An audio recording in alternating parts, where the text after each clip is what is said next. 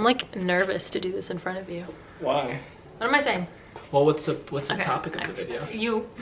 What's up, everybody? Welcome back to my channel. If you're new here, my name is Sam, and today we are doing something very exciting. This is my boyfriend, everyone. Applause, applause. If you like to introduce yourself, say hi. So I'm Jay, right? Yes, that's what we're going with. So we're going with Jay. Excited to hear the questions that you guys had, and yeah, take it from there. I'm gonna get into it. So this is his YouTube debut. So I asked you guys over on Instagram if you had any questions, any topics that you wanted us to talk about. I do have them on my phone here. There were two that were very like prominent in there. There was one which was, we want to hear your love story but from his point of view, which is very interesting, and I do think he tells the story a little better than I do. So we're gonna get into our story. And then the other question, a lot of it was, what are his intentions? But I think through this video, I think that'll come through anyway. So that'll get answered. So without further ado, do you want to start us off? We'll go with the first question. Our story. Yeah, absolutely. So I'm gonna kick it off from family history, we like to say, and she'll get more into that. But my father and her mother, they grew up like across the street together, on the same block. Like, I'm talking about 14 years old, 15 years old, so whatever, how many years ago that is, 40, yeah. 50 years ago, whatever. So our families stayed close for many years. So I've known his uncle, his aunt, and his cousin like since I was born, pretty much. So yeah, we've always kind of been in the same bubble. Fast forward, as we're growing up, a lot of family parties where my uncle would have karaoke parties at his house. Samantha would always be there. I always had a little crush. And honestly, in my eyes, always looked like Mandy Moore. I would always refer to her as a girl that looked like Mandy Moore. Which so they all say that too. I don't see it. Everyone sees it. She looks like Mandy Moore. But fast forward, and I always had this little crush on her. So every family party I'd see her at. I was also like a short child, so she was also like, I don't know, like a full, yeah, literally maybe a foot taller than me, but always the biggest crush. We, I think, might have connected once in high school when we had our own relationships at another family party, because the things died down naturally over time, the family parties. And then, not gonna say I forgot about her. I mean, but we forgot about each other. So fast forward 14 years. Yeah, 14 years, 15 years, I think it was, something like that. We both had our previous relationships. That's a story for another time. But I was actually on Hinge one day and I saw her and I was like, there's no way she would like actually remember me. This is no way. So I deleted the app later that day. I didn't want to approach her at all. And then I think a month or two, maybe a month actually, or a couple weeks later, we had my cousin, his grandmother, passed away. So I wasn't gonna go to this funeral. I was very busy with work. I didn't really have the time to go, but I was, you know, family first, always. I want to be there. I haven't seen my cousin in forever. I get there and it's so bad, and I will always say this is like, I don't mean this in any way, but I'm pulling in and I'm like backing up to a parking spot. And I'm like, okay, who's this in the car next to me? Let's preface with saying the woman that passed away, we loved her. She was 99 years old. So yes, this was more of a life celebration. Yes, yes. Everybody was in good spirits. It wasn't like, we don't want to sound insensitive here. No, not at all. We were really, everybody was in really good spirits, and it was a beautiful like ceremony that we had. No, it was. So yeah, and then I'm getting out my car, and the person next to me is obviously her, and then I saw her mom, and I'm like, oh my gosh, like that's, like I just put two and two together now, just like, all right, it's not gonna be that at all. We had a little conversation and we walked in together. And yeah, we just kind of went our separate ways. She went with her cousin, said hi to family, did all the rounds before this services, I would say, got started. And then me being me, and I'm like, I'm gonna shoot my shot. Oh, no. The light died. It's okay. We'll keep it rolling. So I was just gonna take advantage of the opportunity because she was there, and I was like, you know, this is just meant to be. I was supposed to be here. She wasn't probably supposed to be there. She'll get into that. And I made it very clear. So I was sitting in one spot and she was all the way like where you guys are, against the wall. And in the middle of the services, I was just like, just not very discreet at all. Because I wanted her to make, you know, to be aware, like, hey, you were there. It's me. It's me. So. Well, and we did chat in the beginning. Yeah, of the like a little bit about work and things like that. And I remember I was like, oh, like, look at him now, all grown up. He's all like muscular and all like tatted and stuff. And I was like, okay, but still, I'm not thinking of you in that way at all. I saw him kind of peering over to me and I was like, oh no. I was like, here we go. Because I remembered you like hitting me up on AIM when we were 12. Okay. And I was like, I don't recall this. I'm just gonna throw that out there. No recollection of hitting her up on AIM. It's okay. But I probably did. If I was to say. Yeah, so we went through the ceremony. Yeah, so I went through the ceremony. Can I tell this part? Yeah. I'm driving home from the funeral home. I didn't even make it home. I get a request on LinkedIn from him, which why that's the first thing, I don't know. Why. And then immediately after, he found me on Instagram because we were not connected at all.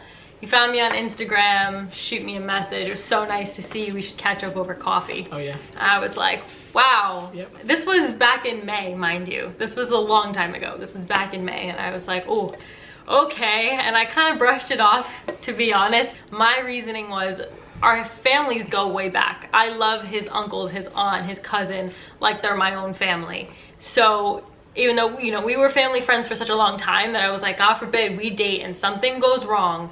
I was like, then we burn bridges and we lose connections and then it's awkward for everyone involved, and I just didn't want that. So that was my... And we'll get into that. That was my first reasoning as to why I was like, I don't think so. So after the funeral, we talked here and there on Instagram a little bit, and I kind of just like slowly let the conversation die. And it wasn't until July that you saw me on Hinge again. Yeah, so I did see her on Hinge again. He sent me a rose. Because it was a picture of her and her mom, and you, come on. Sent me a rose. Relate, that's pretty like a good move. We had a day set up, which was the day after her birthday, to go out and grab dinner. And again, some may say this restaurant's like a date restaurant, but I just saw it as a casual place that we can go and grab a bite. You missed something else, my dear. Before this date, I said to him very clearly. Yeah, but they don't need to know that. I said very clearly. Okay. I said very clearly. It's okay, yeah. I said, you know, I don't want there to be any pressure here. Like, this is just two friends kind of catching up. I said, and that's when I said, with all of our family history, I just want to be careful here. I don't want there to be any pressure going into this date. And no, you didn't say that. You said, I love your family like they're my own. Yeah, because that's true. Yeah, but not the family history part. I wanted to make sure that there was no pressure, and you said, absolutely, I'm 100% on board. I walk into this restaurant, it is dimly lit. There are candles on the table. I'm like, what? I'm like internally panicking. I'm like, oh my God, this is a date. But I will say, it was the first date I had ever been on where a guy treated me the way he did, to the point where I was like, whoa. And I always thought, I was like, oh, he's cute. Like, I always thought that, don't get me wrong. And then he was like, you were serving me my food, and you were just so like the chivalry, the thoughtfulness, like all of it, paid for everything, didn't let me pay for anything, walked me to my car, opened the car door for me, and I was like, it did go really well. Like, we were there for 3-4 hours, and I remember I told my mom the morning after, I said, they don't make guys like that anymore. And then we talked for about a week. We were talking for about a week. We went out again for ice cream, and honestly, that wasn't that was really kind of quick. It was like an hour and a half. Yeah, hour and a half. Yeah. We got our ice cream, we came back, and we were sitting by the water for a little bit, and we got into some deeper conversations about the past, about just past relationships, family life, things like that. And like I felt it. I felt like, I'd say a vibe change. I just can tell that you were really trying to give off the like, all right, like friends. So friends. Yeah. I was like, and this is where I had to kind of reflect deep on me, because spoiler alert, about a week or two later, I friend zoned him. I did. I said, I think we're better off as friends, you know, and it's because I got scared. I always was intrigued by him. I thought he was cute. I thought, you know, I loved the way he treated me. But it was the first time I had ever been pursued by someone and I didn't have to do the chasing, and I didn't know what to do with that. It freaked me out, and that just shows kind of how toxic our dating world is, because I saw that as like, whoa, why are you obsessed with me? This is a problem, this is weird. When in actuality, he was treating me the way everyone should be treated and pursued and like made to feel special. And it just took me a little longer to realize that. So he lied and responded to my text saying, he was like, oh, I totally agree. No. Well, I feel the same exact way. I feel the same way. I'm not gonna, you know, I was just in that moment, I was like, really? Like, family history? I haven't seen you in 14 years. What do you mean? I felt bad, and I knew you were upset. As you should have. But in the moment, I really did think I was making the right choice. And now this is where I take over. So we didn't talk for maybe a month and a half. One day I go to a Starbucks to read my Bible by myself, and you had been popping up in my head every once in a while. Like, he was just like this little thought in the back of my head that wouldn't go away. And then I'm sitting at the Starbucks, and for whatever reason, I decided to take a picture and post it to my Instagram story. And I remember at the time, a thought that I always had was like, I'm gonna need a guy that not only embraces my faith and, you know, but like also is on that same wavelength with me. And I remembered that on our first like time we went out to dinner, that we talked about faith, we talked about prayer, we talked about all that. And I was like, I didn't know that about him at all. So when we reconnected, I was like, oh, he's in the Bible? Oh, he knows how to pray? I was like, wait, that's new information. And so I remember you liked that story. That's all you did. Yeah, you just liked it. And for whatever reason, it stuck in my brain. And I came home and I was like, did I ruin something that could have been really good? And so I sat and I prayed about it. And I was like, Lord, I already rejected him. He's not going to come back. I already, like, it's just, I was like, if this is supposed to be like you're going to have to make it happen naturally. I kid you not, the very next day, he texted me. With a lie. With a lie. He said, hey, you know, just wanted to say hi. You know, my parents just wanted me to send their well wishes. Yeah. Which was not true. No. But it was just, the timing of it was weird. I sat there and I was like, God. I was just throwing a fishing line. I was like, let me just see. It was, I'm not even gonna say it was weird because it was God, but it was just like, whoa. A couple weeks later, we didn't talk after that. You had posted that you got a new job. I got an opportunity with a new job that I thought I was gonna go with. And obviously, like most jobs, they send you a little thing to post on social media. So I posted it, and I don't know, someone just slid into my DMs. I did. You could take it from there. I congratulated him because that job was something that we had talked about on that ice cream date, and so I was like, oh, he got it. And so I was, congratulations. In my mind, I really was just being nice in that moment. I was like, oh my God, congratulations, you got it. Like, I'm so happy for you. And you said, oh, like, celebratory espresso martinis on me. Yeah. And so then I took the bait and I said, well, technically, I think this time it's on me. Yeah, so because I kept, when we went to Rouse, I was like, oh, the next time we go, it'll be a coffee on you, because I was leaving it in her court. So that's when it came up where she would say it's coffee on her, and then we set up the date. So I think we met at like 11:30, 12 o'clock. Mm-hmm. We sat there for 4 hours. Yeah, it was interesting because when we were on the date as well not the date, I wouldn't call it a date at the time. It was, you know, it was a breakfast. I didn't know. Marissa called it my date that wasn't a date. Yeah, the date that wasn't a date, because when I was there, I was like making little snarky comments about, oh, look at us, friends. We talked about our weddings, and you were like, oh, I'll invite you to my wedding. All of that, because my whole plan at the end of that, after that happened, and we had a great time. I was gonna walk her to her car door, like I would open the door, and then before closing it, just be like, really, friends, like family history, like I don't even know what you're talking, what do you mean? And then something in me was just like, don't, like, there's no need to even come out like that. I'm glad you didn't, because it probably would have made it awkward in the moment. It would have, for sure. I think we both, like, I left the date knowing like, oh, there's something here. So I get in my car, and then I'm like, because my friends knew I was in the group chat, and I told them, I said, I'm gonna go to dinner tonight. I'm gonna take her to dinner tonight. And they were like, no, you won't. Like, you just went out with her. What do you mean? And I was like, no, like, I'm gonna go to dinner tonight. So she had a really busy day running around, errands, things of that nature. And then I was like, oh, if you weren't so busy today, I'd be dragging you to come with me to the restaurant. And then her response was, I actually could use a glass of wine. So that was so out of character for me, and I don't know what possessed me to say yes, like going on 2 dates in one day. But he didn't even respond to that. He just sent me a screenshot of a reservation, and he said, I'll pick you up at 8. And I was like, okay, yeah. I was like, let's do it. We went to dinner. Long story short, we sat there for 4 more hours. Just like, conversation was so easy. It was so, it just flowed.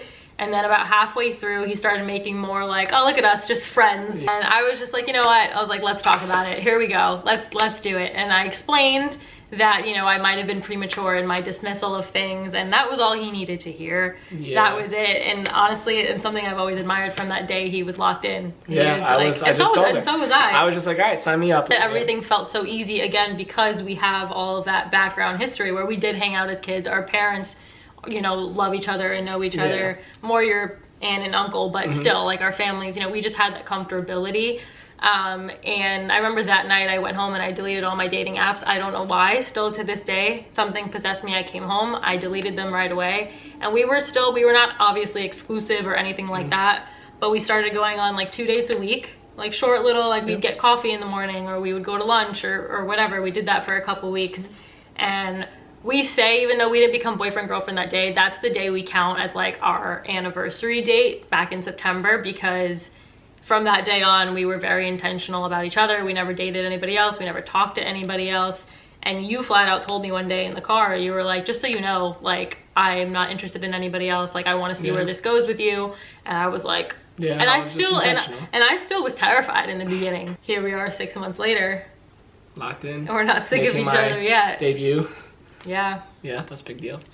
So I feel like that was a kind of a Cliff Notes version. Like there are definitely more details that we could have gone into, but for the sake of this video, we'll leave it at the Cliff Notes version. But it has been a journey. It is a funny story to tell.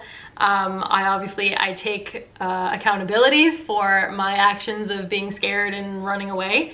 But the fact that he was patient and was there the whole time. You know, before everything, I was very focused on myself. And then, like, you know, my own Bible reading and just like self-development, because I went through my own stuff. And then to see her in that funeral in May was like, whoa, all right, this is what it worked out for. And what's funny is that your last relationship ended 2 months after mine did, roughly. And so we were healing at the same time. We were putting the work in at the same time. We were rediscovering our faith at the same time. And it wasn't until God kind of was like, this is the right time. Now you got each other, and it's scary almost. And I'll always say perfect the timing was. Pretty much, I wasn't ready for her in May, in July. Like when she friend zoned me, whatever it is, I was not ready. I was still had a lot of things to work on. So I'm grateful. I would say I'm grateful that it didn't happen at that time. You're welcome.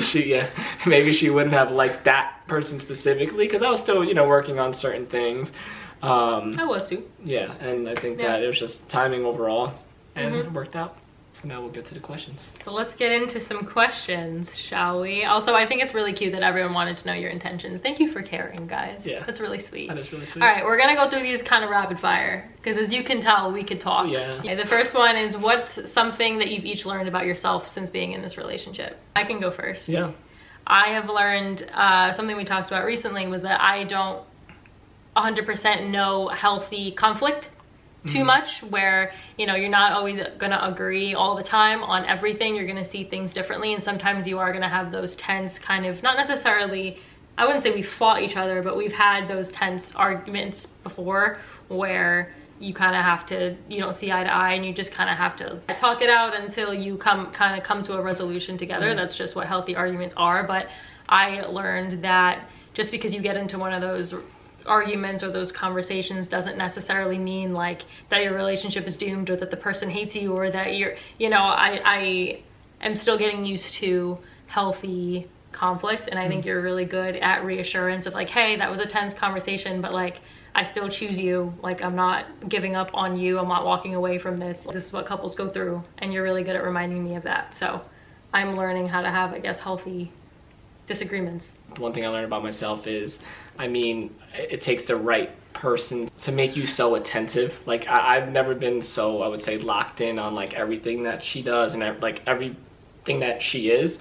And also, like, honestly, that I'm like a pretty okay human being, because to get someone like her, honestly, it was just like, wow, like, yeah, so I'm all right. Who said I love you first? All right, this is like a trick question. Quick answers. Okay, sorry. It was New Year's Eve, and we were just sitting there, and I don't trust you to have no, whatever. So technically he said it first, but I tricked him into saying it first, because he had been slipping up here and there where I would hear him. He'd be like, okay, goodbye, and then he'd stop every time we said goodbye. So I knew he already loved, well, you even showed me through your actions that you loved me. So I knew he wanted to say it, but he was afraid to say it. So on New Year's Eve, after everyone else went to bed, we were at my mom's house, and I looked at him and I said, do you love me? And he went, yep. And I said, I don't know, I think I said, like, what if, I think, no, you said yep. And I said, what if I said I loved you too? I was afraid to say it too, so that was the easiest way I could think to do it. So this one's a 3-parter. So it's like, how does faith play a role in your relationship now? Do you go to church together? Yes, we do. And how is this relation different from others in the past? since we're that's like prioritizing. That can be a whole separate let's video. do another video for that. You want to do another video for that? Yeah, because that's Okay. a long drawn out one. Yeah, well, I will say this is the first time for both of us that we are dating with like faith as the most important value in a relationship, and it's not easy, especially when it's the first time, so we're still navigating that, but we can make a separate video for that. I think that's a good idea. How do you feel about my ASMR channel? Honestly, I think you had first told me about it like at the breakfast date. Yep. And I was like, oh, okay. Like listen, I'm not big into YouTube, honestly, like or social media. Or social media. Like, I thought it was really cool that she took the time to pursue something that she really loves to do, and for that, I would say for that reason, because I've always looked for like something that I want to do on the side and things like that, and I never just had it. So the fact that she was working full time, she's a full-time cat mom, and then she's also has a YouTube channel on the side that she's consistently working on, was really like, wow. So oh, thank you. I listen when I'm in my car rides. I'm like, oh, this is very relaxing. You know? Only mine, or do you listen to other channels? No, only yours. That's right. Do you remember a moment where you thought, oh yeah, this is my person? Yeah. What? The funeral. 100%. But you didn't know me, though. No, but I knew you. You didn't know me. I had a crush on you. Yeah, so but you didn't know me. I would say that the night when we went on the 2 dates, I was like, yeah. that's it. Like, this is who she is. But also, I mean, I don't know. I think seeing her in front of her friends and things like that, and how she was and how they viewed her, I was like, oh, like, this is someone that, like, you want to keep around and you want to be around. So that was cool. Oh. Mine, I remember very vividly. I was in Jamaica with Marissa, and we were sitting at the swim-up bar in the pool. It was a Sunday, and I always, you know, you look out for things where in the beginning, this was very early on, we were together for maybe a month and a half, 2 months, and you know, you're like, oh, is he going to church because he thinks that I want him to go to church, or is he going because he actually wants to go? And not only did he go, even when I was on vacation, he went by himself. You were also inviting one of your best friends to go to church, who has now been coming. But not only that, I remember I was sitting at the swim-up bar, and he typed out a full page of church notes, because he knows that I take notes every Sunday and that I like to write them in my journal or whatever, my church notes book. And the fact that he took the time to do that for me, because he knew it was important to me, and because he wanted to make sure that even though I was on vacation, I still got the message from church that day. I remember I sent that, I just flipped the phone to like my friend just for her to see it, and she was like, whoa. And I was like, yeah. What were his green flags? So things I saw in you, how intentional you were, how you actually, not only did you listen to me, but you actually heard and remembered everything I said. So you were very thoughtful. What else? A green flag too in the beginning actually was that before we started dating, or we had just started dating or something, you went through your entire like Instagram following, even though you didn't have a lot, but he removed. Thanks. Sorry. You weren't, hey, you're not a big social media guy, that's fine. But he went through his entire list and removed people that he either had a past with, or ever like talked to, or was involved with in any way. Without my knowledge. I never once said like, hey, I want you to do that. Just the fact that you like took the time to do that. I think he also knows my past experiences, and so he wanted to make sure that I never had any insecurities when it came to anybody else. And so the fact that, and you just like casually told me you did that in conversation one day, and I was like, wait, what did you do? So I think that was a huge green flag. Describe each other in one word. It's hard. She hates the word perfect. I think she's perfect. No. Nobody's perfect. Besides Luna. Intentional. Ooh. That's you in one word. Not even just in romantic relationships, just in every relationship you have, I think. Cool. Good job. Thanks. That was good. All right. So thank you guys for watching this video. You so much. I hope that you enjoyed. You guys are friends now. Yeah, like that's it. Appreciate it. I'm looking forward to meeting you guys. I have been having so much fun like posting things and like being artsy with it so that I don't show his face yet. It was fun, but that's it. 6 months in now, I'm comfortable enough where like I know he's gonna be around for hopefully sometime. a little while, you know. Yeah. So welcome to the YouTube family. So thank you guys so much for watching. I hope that you enjoyed. We'll see you soon in our next video. Say bye. Oh, bye guys. You're nervous? What about me? What about my feelings? I should have wore a tighter shirt. I'm gonna get my first hate comments. No, you're not. Don't worry, I'll delete them before you see them. We have to make them aware that this mustache is new. Are you ready? Yeah. Answering questions. You're such a pro. I am. The camera loves me. Where do you look? Right at the camera? Hi everyone. Welcome to my blog. Also, I can edit First, this. wait, what do you mean? I can edit No, this is good banter. It's good for the... Okay, are we saying your name? I don't know if I want to. I think that was good. Yeah, we just gotta take the thumbnail Yeah. and we're good.